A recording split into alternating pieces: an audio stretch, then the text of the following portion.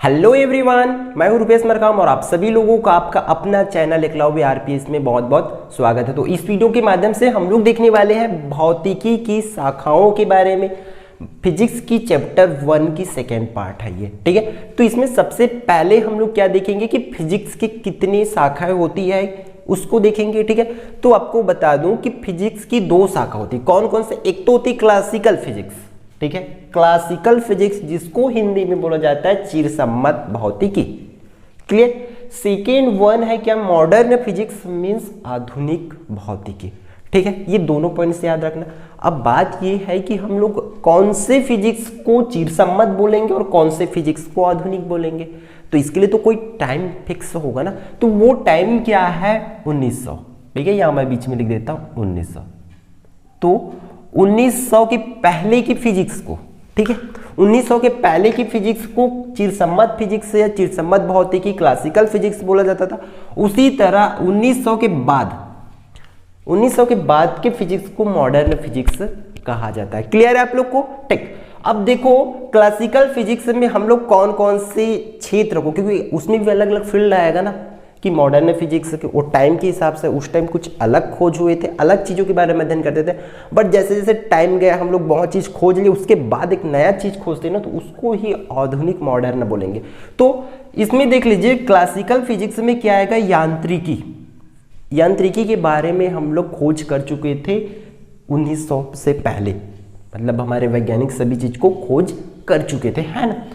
Mechanic से है इसका इंग्लिश में, ठीक है। तो इसमें क्या क्या हुआ होगे? तो यांत्रिकी जाहिर सी बात है कि इसमें मशीनों के बारे में हो गया था, और गति के बारे में, बल के बारे में, गुरुत्वाकर्षण के बारे में, घर्षण के बारे में, इतनी सारी चीजें जो है हम लोग का क्लासिकल फिजिक्स में ही खोज हो चुका था, वो भी इस यांत्रिकी के अंतर्गत, ठीक है। और एक मेन पॉइंट याद रखना, इसमें स्टार पॉइंट याद रखने वाली बात यह है कि सबसे पुरानी फिजिक्स, ठीक है, सबसे भौतिकी की सबसे पुरानी शाखा कौन सा है? तो वो कौन सी है? मैकेनिक्स। क्लियर है आप लोग को? ठीक, इस बात को याद रखना, कभी भी पूछा जा सकता है। दूसरा क्या है? उष्मागतिकी, थर्मोडायनेमिक्स। तो इसमें हम लोग को जाहिर सी नाम से स्पष्ट है कि उष्माओं के बारे में पढ़ेंगे, उष्मा और ऊर्जा, उष्मा का संचरण कैसे होता है ना, जो आप लोग क्लास 10th में पढ़े थे, उष्मा का संचरण कैसे होता है, कितने रूपों में होता है, उसका प्रभाव के बारे में पढ़ेंगे कि उसका प्रभाव किस पर कैसा होता है करके, किसमें? उष्मागतिकी में। थर्ड वन क्या है? प्रकाशिकी। इसमें प्रकाश के बारे में पढ़ेंगे कि प्रकाश का संचरण कैसे होता है, उसका प्रभाव के बारे में पढ़ेंगे, ठीक है। विद्युत चुंबकत्व, तो विद्युत चुंबकत्व के बारे में भी आप नॉर्मल सी बात जानते हैं कि इलेक्ट्रोमैग्नेटिज्म क्या होती है ना। इसमें हम लोग विद्युत से चुंबकीय प्रभाव, विद्युत का चुंबकीय प्रभाव इस तरीके से देखेंगे, है ना। चुंबक का विद्युत प्रभाव इंटर रिलेट हो सकता है, तो विद्युत से कैसे चुंबकीय प्रभाव उत्पन्न होता है, सभी चीज़ों के बारे में देखेंगे। इसमें बहुत भी हम लोग का क्या हो जाएगा? फैल जाएगा, इसके बारे में कंप्लीट जानकारी देखेंगे, तो है ना। और एक चीज़ याद रखना कि ये जितनी भी आप लोग देख पा रहे हैं ना, आगे चल के आप लोग 12th के बाद कोई सा भी कोर्स करो, इवन ये तो फिक्स है, अगर आप लोग इंजीनियरिंग करते हैं तो ये सब एक एक सब्जेक्ट बन जाएगा। इंजीनियरिंग करोगे तो, जहां तक मुझे पता है, इंजीनियरिंग करोगे तो एक एक सब्जेक्ट बनेगा सब। थर्मोडायनेमिक्स एक सब्जेक्ट बन जाएगा, मैकेनिक्स एक सब्जेक्ट बन जाएगा, ऑप्टिक्स एक सब्जेक्ट बन जाएगा, सभी कुछ एक एक सब्जेक्ट बन जाएगा, और वहां आप लोग को पढ़ाई करना पड़ेगा इसके बारे में, ठीक है। आधुनिक फिजिक्स के बारे में देखते हैं, तो इसमें क्या है? Theory of relativity. ये तो बहुत सुने होंगे, ठीक है, सुपर 30 वाला मूवी देखे होंगे, तो उस मूवी में भी ये वर्ड आया होगा कि रिलेटिविटी के बारे में पढ़ेंगे करके एक बच्चा बोलता है ना, वही है ये सापेक्षता का सिद्धांत। इसमें क्या होता है? हम लोग को गति भी, बहुत कोई वस्तु एकदम बहुत ज्यादा गति में है तो उसके बारे में पढ़ते हैं इसमें, थ्योरी ऑफ रिलेटिविटी में, क्लियर। क्वांटम फिजिक्स, क्वांटम यांत्रिकी, इसमें हम लोग इसके अंतर्गत पढ़ेंगे क्या? क्वांटम यांत्रिकी के अंतर्गत एकदम जो सूक्ष्मतम जीव, सूक्ष्मतम मशीन हो सकता है ना, उनके बारे में हम लोग पढ़ेंगे।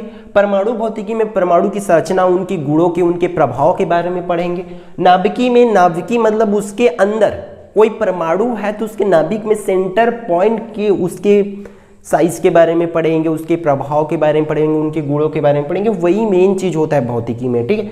बात कर लेते हैं इलेक्ट्रॉनिक्स। तो ये तो नाम से स्पष्ट है, इसमें हम लोग जाहिर सी बात है इलेक्ट्रॉनिक्स के बारे में पढ़ेंगे, तो कहीं ना कहीं से हम लोग का इलेक्ट्रॉन का मेन रोल रहेगा इस वाले में, क्लियर है आप लोग को? भौतिकी की शाखा है तो आप लोग को इसी पॉइंट पर जितनी भी चीजें मैं शॉर्ट टर्म पे बताया हूं आप लोग को वही पॉइंट्स याद रखना है कि कौन क्या होता है। सबसे ओल्ड फिजिक्स कौन है? भौतिकी की मतलब सबसे पुरानी शाखा कौन सा है? यांत्रिकी, मैकेनिक्स। क्लियर है? इतनी बातों को आप लोग को याद रख लेना है। अब हम लोग देख लेते हैं नेक्स्ट टॉपिक। अगला टॉपिक क्या है? भौतिक नियमों की प्रकृति, नेचर ऑफ फिजिकल लॉ, कि इनकी प्रकृति कैसी होती, कैसे ये बिहेव करता है, उसके बारे में हम लोग कंप्लीट देखेंगे इस टॉपिक पर। तो देखो पहला क्या है? वैज्ञानिक दृष्टिकोण, है ना। वैज्ञानिक दृष्टिकोण मीन्स साइंटिफिक एटीट्यूड।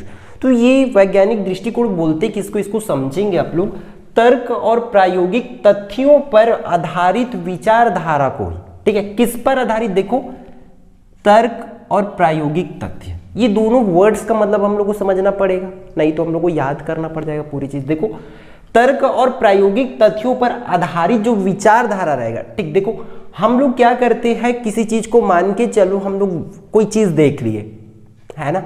न्यू अगर कोई हम लोग मशीन देखते तो उसके बारे में सोचते हैं कि वो काम कैसे कर रहा है, क्या किस प्रिंसिपल पर काम कर रहा होगा, है ना, क्या लगता होगा उसको चलाने के लिए। अगर हम लोग ऐसी सोचते हैं ना तो उन्हीं तो तर्क मतलब वही सब चीज हम लोग तर्क लगाते हैं अपनी तरफ से कि ऐसा हो रहा होगा तो चल रहा होगा करके, तो या हम लोग उसको प्रयोग करके प्रायोगिक तथ्य बनाते हैं कि हाँ ऐसा हो रहा होगा करके। तो उन्हीं को ही ऐसे जो विचारधारा आता है हमारे मन में उसे ही हम लोग वैज्ञानिक दृष्टिकोण कहते हैं। और यदि आप लोग भी पढ़ने के टाइम ये सोचते हैं कि हाँ ये बता दिए भैया आप लोग, सर ये बता दिए आप लोग, आप तो ये ऐसा भी तो होता होगा ना। अगर ये सोचते हैं तो आपका भी जो मन है, आपका भी जो दिमाग है किस दृष्टिकोण पर चल रहा है? वैज्ञानिक दृष्टिकोण पर चल रहा है।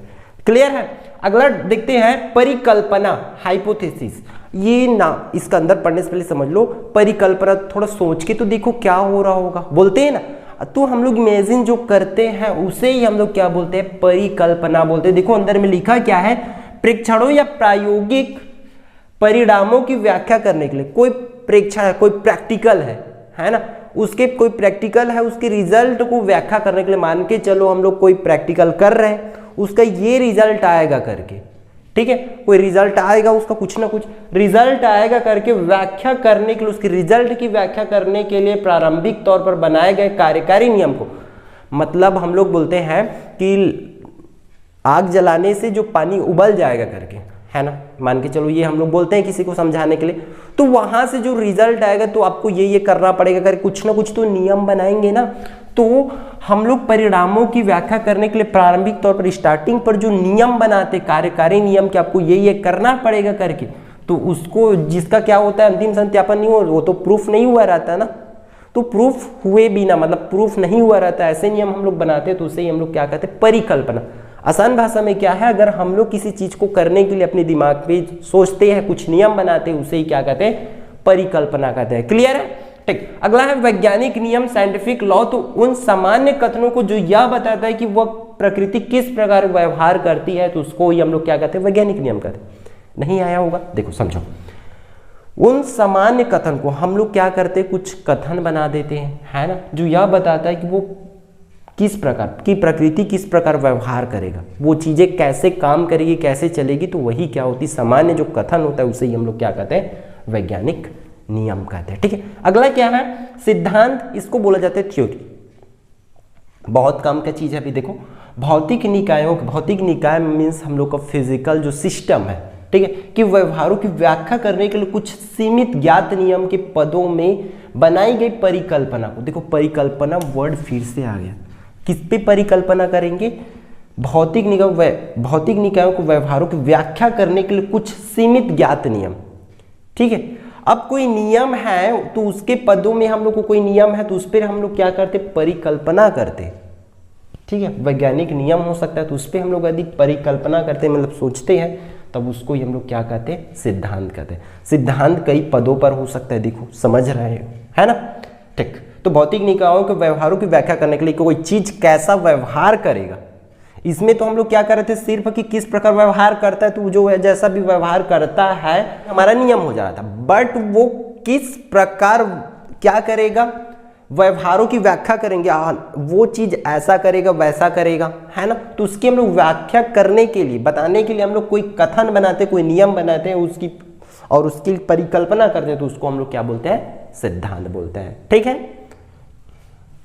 देखो अगला जो टॉपिक है आपके बुक पर, इसमें ये है कि वैज्ञानिक नियम और सिद्धांत पर क्या अंतर है करके, या क्या क्या अंतर हो सकता है आपको पूछा जा सकता है। तो आप लोग जाहिर सी बात याद रखें कि अगर कोई नियम बना दिए हैं, सामान्य अंतर है एकदम, कोई वैज्ञानिक नियम बना हुआ है तो उस नियम को हम लोग बदल नहीं सकते हैं। ठीक है, तो वैज्ञानिक नियम क्या होती है, अपरिवर्तनीय होती है, वैज्ञानिक नियम को बदला नहीं जा सकता। जबकि जो सिद्धांत होता है वो परिवर्तनीय होता है, अगर कोई कथन है, नियम है, वो फॉलो नहीं होता तो हम लोग का जो सिद्धांत है वो बदल जाएगा। ठीक है, तो नियम अपरिवर्तनीय होता है जबकि जो सिद्धांत होता है वो परिवर्तनीय होता है। बहुत सामान्य अंतर है, इस अंतर को आप लोग याद रखेंगे। ठीक है, अब हम लोग अगला टॉपिक देख लेते हैं, वैज्ञानिक विधि, जो कि हमारे लिए इंपॉर्टेंट टॉपिक है। देखो साइंटिफिक मेथड को समझते हैं तो ये जान लो कि वैज्ञानिक विधि बोलते किसको, ये जानना हमारे लिए बहुत जरूरी है ना। तो किसी भी हम लोग का प्राकृतिक घटना हो गया तो उसको समझने के लिए हम लोग क्या करते हैं, उसका ज्ञान प्राप्त करने के लिए एक्चुअल में वो हुआ कैसे है ना। कोई भी क्या है प्राकृतिक घटना हो रहा है तो वो क्यों हुआ, कैसे हुआ, उसको समझने के लिए, जानने के लिए हम लोग क्या करते हैं, सुव्यवस्थित उपागम बनाते हैं, या सुव्यवस्थित उपागम होता है, एक तरीका बोलते हैं, सुव्यवस्थित एक तरीका होता है, तो उस तरीका को ही हम लोग क्या बोलते हैं, वैज्ञानिक विधि बोलते हैं। तो ये वैज्ञानिक विधि बनता कैसे है, तो वो उसका स्टेप 4 स्टेप है, यहां पर देख पा रहे होंगे। सबसे पहले क्रमबद्ध प्रेक्षण मीन्स सिस्टेमेटिक ऑब्जर्वेशन बनाते हैं। तो इसमें होता क्या है, जाहिर सी बात है भाई, हम लोग किसी चीज को समझना चाहते हैं तो सबसे पहले उसका प्रैक्टिकल करेंगे। तो सबसे पहला चीज क्या करते हैं हम लोग, प्रैक्टिकल करते, प्रयोग करते हैं कि वो चीज कैसे हुआ है करके। फिर प्रैक्टिकल तो हो गया, फिर क्या करते हैं हम लोग, अगला परिकल्पना का निर्माण करते हैं, मीन्स हम लोग फॉर्मेशन करते हैं किसका, हाइपोथेसिस का। ठीक है, मीन्स इसमें होता क्या है, हम लोग पता है कि हम लोग एक कार्यकारी नियम बनाते हैं कि जो प्रैक्टिकल किए थे वो ऐसा ऐसा हुआ, तो उसमें थोड़ा बहुत चेंजेस करके, चेंजेस कैसे करेंगे, क्वालिटी पे कर सकते, क्वांटिटी पे कर सकते हैं, मात्रा को बढ़ा करके, कि पहले ये किए थे तो ये रिजल्ट है, पहले ये किए थे तो इस तरीका से हम लोग एक नियम बनाते हैं कि हम लोग ऐसा करेंगे तो ऐसा होगा, वैसा करेंगे तो इस तरीके से होगा करके नियम बनाते। पहला प्रैक्टिकल, फिर कार्यकारी नियम बनाते हैं, फिर हम नियम बना लिए, फिर अगला क्या करते हैं, टेस्टिंग ऑफ हाइपोथेसिस करते हैं, मीन्स टेस्टिंग करेंगे, उसका परीक्षण करेंगे कि जो हम लोग नियम बनाए वो एक्चुअल में सही है कि नहीं है करके। इस तरीके से वैज्ञानिक विधि का 3 स्टेप हुआ। फिर चौथे स्टेप में हम लोग क्या करते हैं उसको समझो बहुत आसान तरीका में, अंतिम सिद्धांत मतलब फाइनल थ्योरी कैसे बनाते हैं, कैसे में आता है फाइनल थ्योरी। देखो जो हम लोग क्या किए थे, पहला प्रैक्टिकल नियम बनाए थे, नियम का टेस्टिंग किया था, अगर टेस्टिंग का रिजल्ट जो है सही आ रहा है, परफेक्ट आ रहा है, तो उसको ही हम लोग क्या बोलते थे, फाइनल सिद्धांत बोलते हैं। तो इस तरीके से आप लोग को बहुत आसान तरीके में इसको समझना है और इसी तरीके से आपको एग्जाम पर लिख के भी आना है, फाइनली आपको इसी तरीके से याद भी रखना है। ठीक है, आई होप पूरी वीडियो आपके लिए यूजफुल होगा, तो ज्यादा से ज्यादा अपने दोस्तों के साथ शेयर जरूर करेंगे, और यदि आप चैनल पर नए होंगे तो चैनल को सब्सक्राइब कर देंगे। तो मिलते हैं नेक्स्ट वीडियो पर, नेक्स्ट पार्ट पर।